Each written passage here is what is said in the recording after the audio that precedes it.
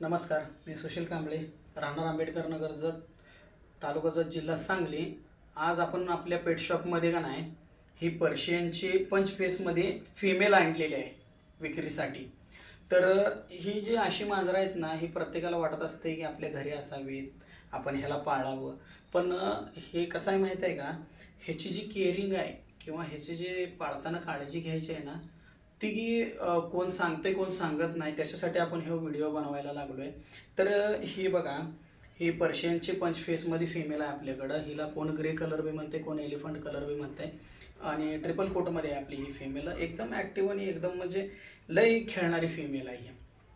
बरं, आता ह्याची घ्यायची काळजी किंवा ह्याला केअर कसं करायचं, तर ज्या दिवशी आपण ह्याला घेऊन येऊ आपल्या घरी त्या दिवशी आपण काय करायचं माहिती आहे का, आणलेल्या दिवशी ह्याची जरा केस अशी उलटी करून बघायचं की बाबा कुठं ह्याच्या अंगावरती पिसू, गोचीड वगैरे, कीड वगैरे म्हणजे अशी टिक्स वगैरे काय आहेत का।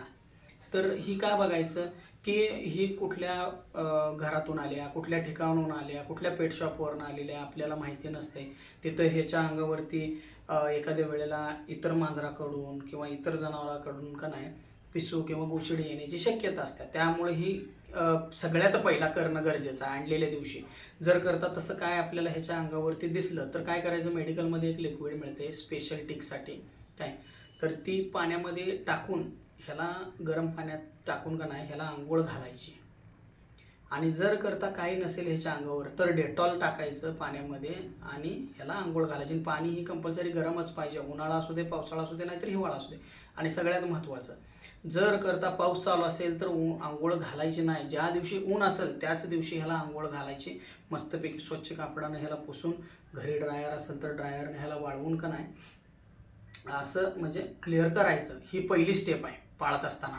त्याच्यात आता तुम्हाला मी दुसरी स्टेप सांगतो। दुसरी स्टेप म्हणजे काय आहे की घरी आल्यानंतर ना आपल्या ह्याला आंघोळ वगैरे घालून झालं की दुसऱ्या दिवशी, ज्या दिवशी आंघोळ घालाल त्याच्या दुसऱ्या दिवशी ह्याला डिवॉर्मिंग करणं गरजेचं आहे। ह्याला डिवॉर्मिंग करणं अत्यंत गरजेचं आहे बरं का। डिवॉर्मिंग झालं की एक 15 ते 20 दिवसानंतर ह्याचं एक वॅक्सिन येते, ते वॅक्सिन करायचं।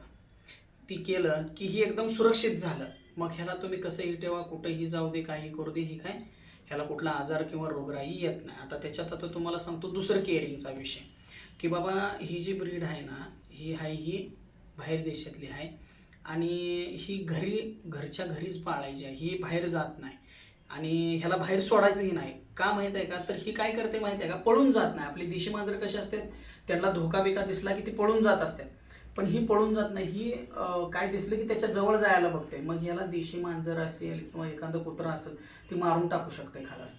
त्यामुळे ह्याला शक्यतो बाहेर सोडायचं नाही। बाहेर जर सोडलं तर आपलं लक्ष ह्याच्यावरती पाहिजे। आणि त्याच्यानंतर तुम्हाला मी सांगतो आता ह्याचा पाळत असताना एक येणारी महत्त्वाची समस्या ती म्हणजे काय माहिती आहे का, ह्याला घरी पाळत असतो आपण, मग ह्याचं सूचं शीचं कसं काय काय करायचं। तर हे बघा, आपण असा ट्रे केलेला आहे, असा ट्रे केलेला आहे। त्याच्यामध्ये का नाही आपण समुद्राची वाळू घातलेली आहे। त्या वाळूमुळं काय आहे की त्या वाळूमध्ये ते जातंय आणि सुशी त्याचं ती करते। ती का करायचं, तर ही ब्रीड जी आहे ना, ही ब्रीड आपल्या देशी मांजरासारखं बाहेर जाऊन उकरून हागून मुतून येऊ शकत नाही। का, तर ह्याला जास्त डेंजर बाहेर घरच्या बाहेर धोका असतोय आणि शक्यतो ती बाहेर जात पण नाही। ही ब्रीड घरातच राहत असते, ह्याला सोडलं तरी बाहेर जात नाही, ह्याचं एक वैशिष्ट्य आहे। मग त्याच्यामुळं आपण असा एक ट्रे द्यायचा आणि त्याच्यामध्ये वाळू वगैरे टाकायचं। ह्याचं स्पेशली सँड पण येते मेडिकलमध्ये किंवा पेट शॉपमध्ये मिळते की त्याच्यात ते सुशी करण्यासाठी त्याला ते टाकायला लागते, त्याच्यामध्ये स्मेल असते।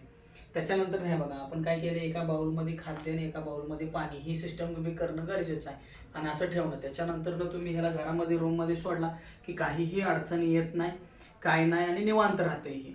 आणि कसं आहे की हे सगळ्यात महत्त्वाचं ह्याचा आणि एक विषय की ह्याला केस जास्त असल्यामुळं ह्याला ब्रशिंग करणं गरजेचं आहे। मग तुम्ही दिवसातून एकदा करा किंवा 2 दिवसातून एकदा करा किंवा 3 दिवसातून एकदा करा, पण ह्यांना ब्रशिंग करणं गरजेचं आहे। ही एक ह्यातला विषय आहे।